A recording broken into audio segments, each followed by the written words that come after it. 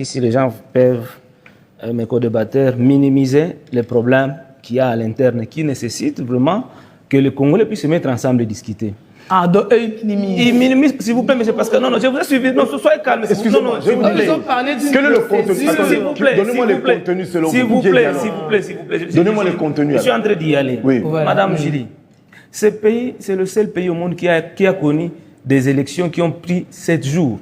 Des gens ont été détenteurs de machines à voter avec les bulletins de vote dans leur maison. Même la CENI a invalidé certains candidats à la députation nationale qui étaient détenteurs de ces machines-là. Mais dans l'entretemps, ils ont voté. Tout ça, en fait. Oui, certains, c'est Oui, bien. certains. Ils ont été validés par la CENI. Mais les voix qu'ils ont eu à voter pour d'autres candidats n'ont pas été annulées. Mais la candidature de la personne qui détenait la machine a été annulée. Ça, c'est un problème très sérieux qu'il ne faut pas prendre à la légère. Et On la va loi. traiter de ça. Et la loi pénale. S'il vous plaît. J'allais parler. Et la loi pénale. La mauvaise gouvernance. Et que font les juges alors? C'est un problème qu'on peut traiter dans les dialogues. Et la loi. Mais la loi précise Et la loi. les instances. Il faut arrêter ces gens-là. Auprès de qui Il faut les arrêter. ces problèmes. S'il vous plaît. Après les élections, vous imaginez la Cour constitutionnelle à qui les Congolais sont allés poser les problèmes? S'il vous plaît, monsieur Pascal. La Cour constitutionnelle. Après les élections, les Congolais sont allés auprès de la Cour constitutionnelle qui est habilitée d'entériner les élections telles qu'elles étaient organisées. Mais quelle était la suite de ces Congolais? La Cour constitutionnelle avait entériné les élections de 7 jours, malgré que le machine était entre les mains des gens. Donc maintenant, en dialogue, on va dire à la Cour, désormais, tu feras non, s'il vous plaît. Il parle ici de chômage à 80% et tout. Ouais. Cela dit à quoi? À la mauvaise gouvernance dont nous sommes victimes. Vous savez que dans ce pays, s'il vous plaît, dans ce pays, s'il vous plaît, monsieur Pascal, dans ce pays, l'État n'a jamais été prêt sur toute l'étendue du territoire. L'armée et la police doivent être réformées. Ce sont des questions sur lesquelles on doit parler. Des questions qui ont trait à la vitalité de la nation. Écoute, moi j'ai été clair ici. J'ai dit, le dialogue est nécessaire, mais pas suffisant pour résoudre les problèmes de notre pays. Les problèmes de notre pays, ça se résout à plusieurs dimensions. Je donne un exemple. Regardez la façon dont on est en train d'amener la question de dialogue, et que ce soit par le gouvernement ou c'est de l'opposition. Personne de ces deux camps parle de la justice. Il n'y a que nous, depuis des années, mais c'est parce que nous avons dans ces combats-là. Non, j'en parle il y a longtemps. De la justice transitionnelle. Ouais. Imaginez-vous, en fait, qu'est-ce qu'on a toujours dit?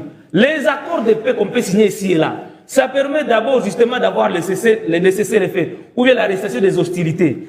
Mais la justice vient consolider la paix qu'on obtient à l'issue des accords. Mais au Congo, la justice a toujours été mise à côté. Nous avons besoin de la justice transitionnelle avec ces 4 piliers. Le premier pilier de la justice transitionnelle, c'est celui de connaître la vérité. Pourquoi Nanga a pris les armes pour tuer ses frères, pour agresser son pays? Pourquoi en 93, 94, 95, 96, les Congolais ont été tués? Pourquoi? Donc, toutes ces questions-là doivent être posées et que nous soyons éclaircis. Dans des conditions comme ça, il est difficile, comme l'a toujours dit Dr Demukwege, de construire la paix sur des fausses communes. Beaucoup de peuples n'ont jamais fait le deuil de leurs confrères disparus. Et après que la vérité soit connue, et ça c'est toute une institution qu'on doit mettre en place à travers ce qu'on appelle Commission Justice, Vérité et Réconciliation. Mais la justice transitionnelle se fait à quel moment par rapport au dialogue? Pardon? La justice transitionnelle, on l'a vu à quel moment par rapport au dialogue? Parce que le dialogue, c'est dans plus longtemps là, n'est-ce pas? Alors la justice, là, on établit nous, par rapport à notre démarche, oui. nous, mouaguistes, oui. Le deuxième pilier, c'est la conférence internationale sur la paix en RDC, qui nous permet de traiter des causes profondes de cette guerre. C'est à l'issue de cette conférence-là, tellement qu'il n'y a pas seulement que des individus qui sont acteurs de meurtres dans notre pays. Il y a même des États. Oui. Il y a même s'il vous plaît, il y a même des étrangers. Oui, mais par rapport au dialogue, on le fait quand?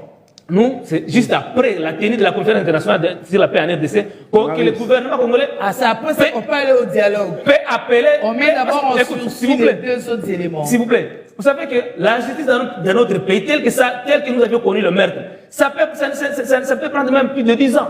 C'est tout un processus. Ouais. Or, à l'interne, la justice pose déjà problème. Dans la façon dont la justice se présente aujourd'hui. Vous savez qu'au Congo, les crimes contre l'humanité, les crimes de guerre, les crimes de génocide sont de la compétence de la Cour pénale.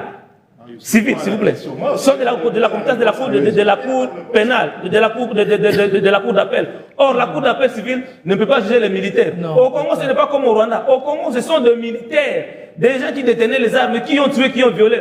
Par contre, au Rwanda, là, on a eu le tribunal populaire qu'on appelait le Gachacha. C'était les qui ont jugé les civils qui avaient des armes à feu, qui ont tué. Entre-temps, le dialogue attend où il est déjà passé. S'il vous plaît, madame. Attends, La conférence internationale de cette conférence, on touche aux causes profondes, on identifie les problèmes, et là, le gouvernement, parce qu'on parle de la justice transitionnelle, on voit l'ONU. C'est l'ONU qui doit instaurer cette justice-là. Ce n'est pas la CPI. Mais la CPI aussi doit jouer son rôle à partir de 2002 jusqu'à ce jour. Nous parlons de la TPI parce qu'au moins, le rapport mapping part de 1993. Or, la CPI a été créée en 2002. Ce n'est pas rétroactif. Non. Ce n'est pas rétroactif. C'est pourquoi je dis que la justice peut nous prendre du temps. Même pendant qu'on est en dialogue, mais la justice aussi peut continuer son cours normal. Donc c'est simultanément. Excusez-moi, je veux dire à Marius. On ne peut pas.